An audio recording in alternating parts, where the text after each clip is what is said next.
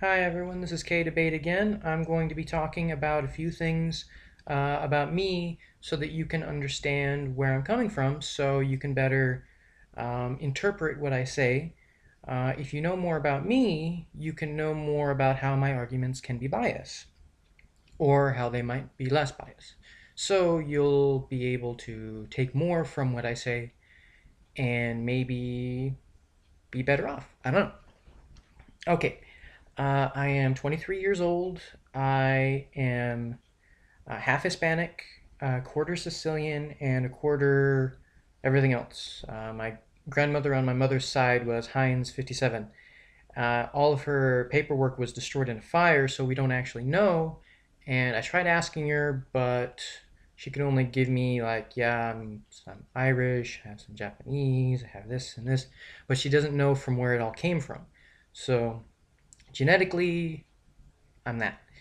And I like to put on when I was at school, I'd always put other all on the test when they asked me what I was, but on college and for job interviews, I always just say I'm Caucasian because I look Caucasian, and I don't want to complicate things by saying this and this and this, and it just makes things weirder.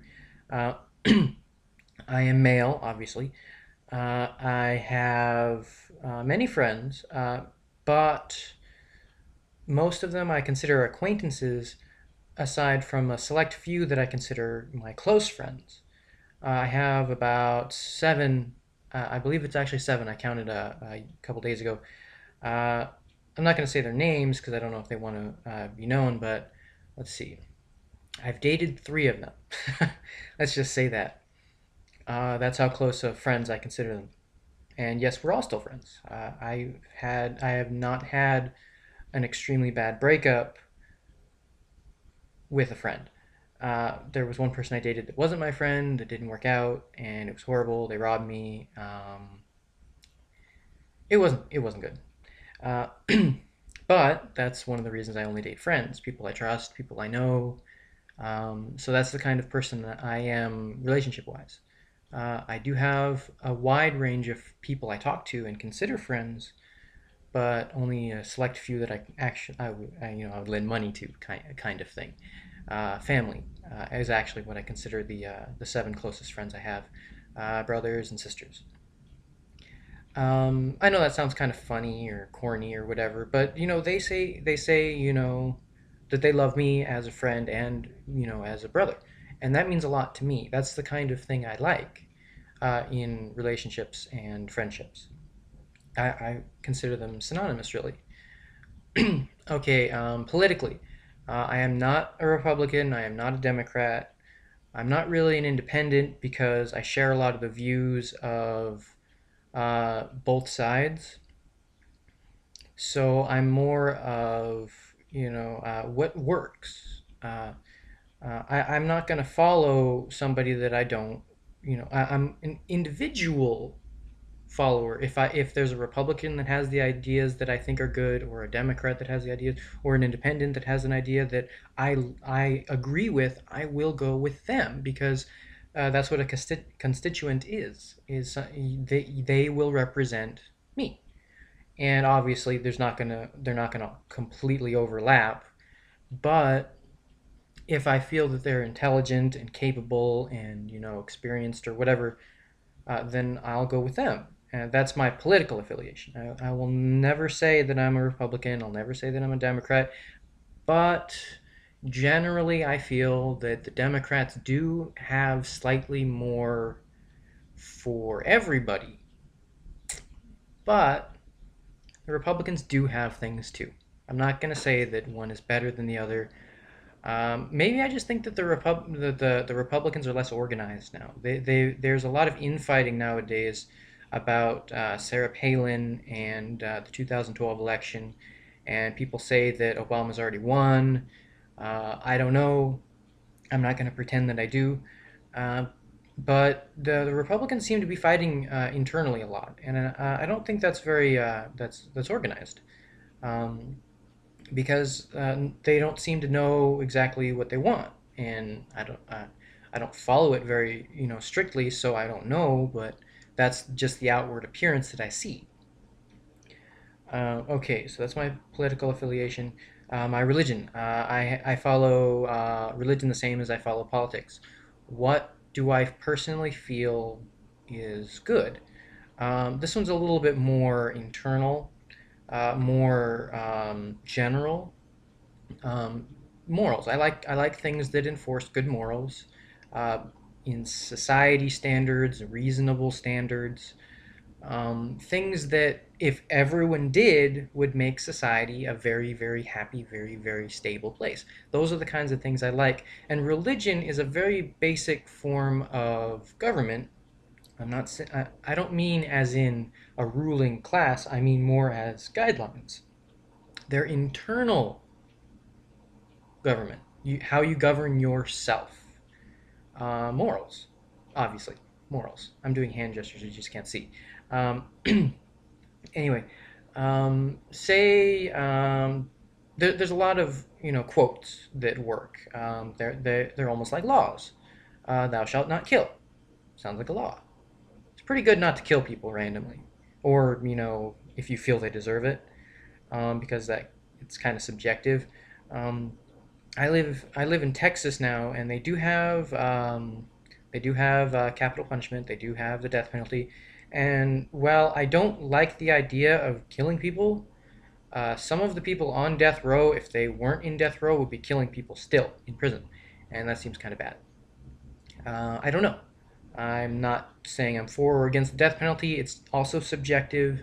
If there's a guy that was capable of escaping prison, use the Joker for example from Batman. Kind of okay to kill the Joker. Kind of.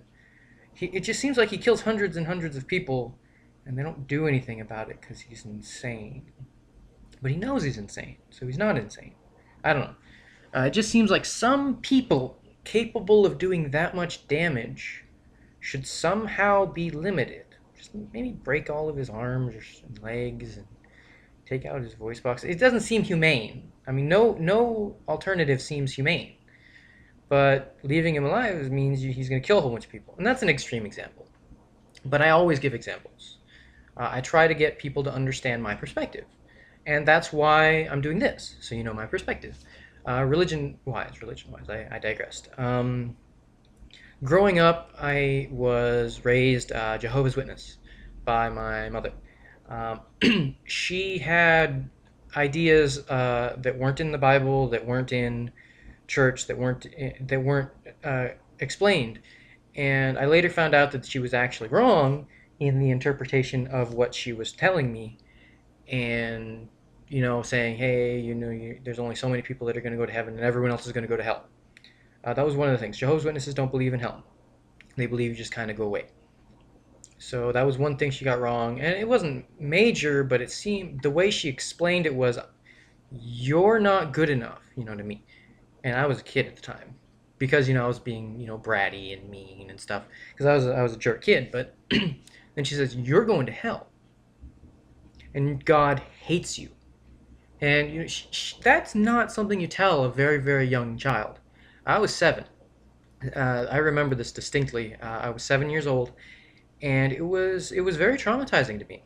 It made my faith very weak, because if I believe in God, it doesn't matter because I'm a bad person, and I was a very angry child, and I didn't like it. I had authority issues anyway because my parents never explained things to me, and I was just naturally assertive.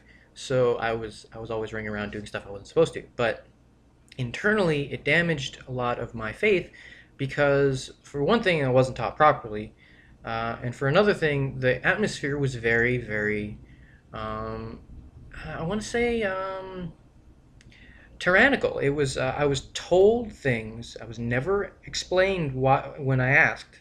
They just said, believe. And well, it's nice to be able to believe. I didn't, and no one would help.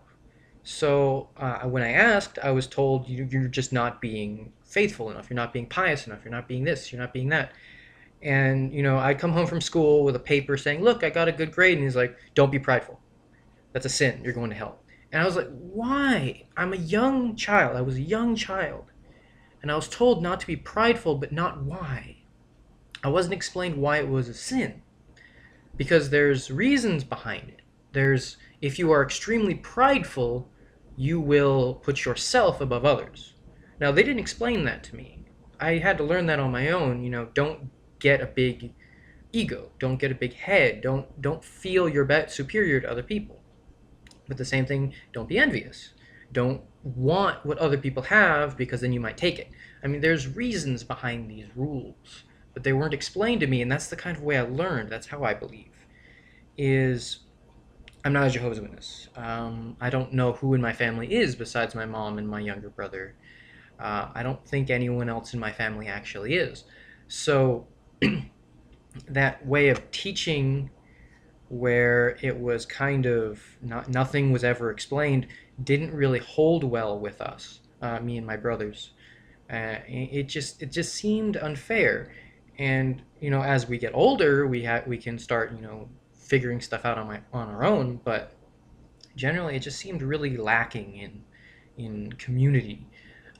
Even in church, we weren't allowed to speak.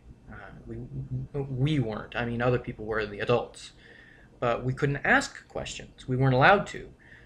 We were brought in, sat down, told to be quiet, told to listen, and then if we had a question, we had to wait until home and our mother would explain it. But she wouldn't explain it.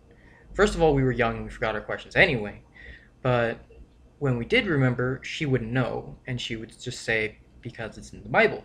And we didn't read the Bible. None of us did. My older brothers might have. I didn't. I loved reading, but I never could get into the books. I don't know why. I just think I didn't like them. Probably because I didn't learn to read until I was in second grade. That's another thing. I was a slow learner growing up. I was very frustrated. I was very angry about things. I couldn't learn. I'm dyslexic. As I explained, I couldn't read. I had to figure out how to read. I couldn't understand what the letters were, because the D and the P and the Q and all of those, they all looked the same. So I couldn't understand why they were different. And it was really messed up, and they didn't catch it for a long time. They didn't realize, it's like, well, he's getting good grades in school, and it was because my teachers just kind of gave me leeway. They were saying, well, he'll figure it out, he'll learn, so we're gonna let him go for a while. And it really messed me up. But once I figured out how to read backwards and upside down, my reading level went, and I was in fifth grade, I was reading above college level, and I loved reading because I couldn't. I was so frustrated because I couldn't read, and when I finally could, it was so empowering to me. I did this. I learned this, and it was good. And it's one of the things I'm very proud of in my life. I figured out how to do something, and it was actually Hooked on Phonics that helped, because I was able to listen to it and look at it, and after a really long time, I figured out that they were different. I don't remember how. I was young, but I figured out that I couldn't see the letters right, and because I guess somebody pointed out, that's a D, a lot. That's a D. That's a B. It's like, well, how are they different? I can't figure it out, and then they explained. I figured out what dyslexia was. Anyway, the video is getting kind of long. I think it cuts off at 15. So anyway, I'll be making another one of these videos immediately right after this one, so I can explain things more. I had fun making this video. I did. And I hope you guys enjoy it too. I'll be explaining more about myself in the next video.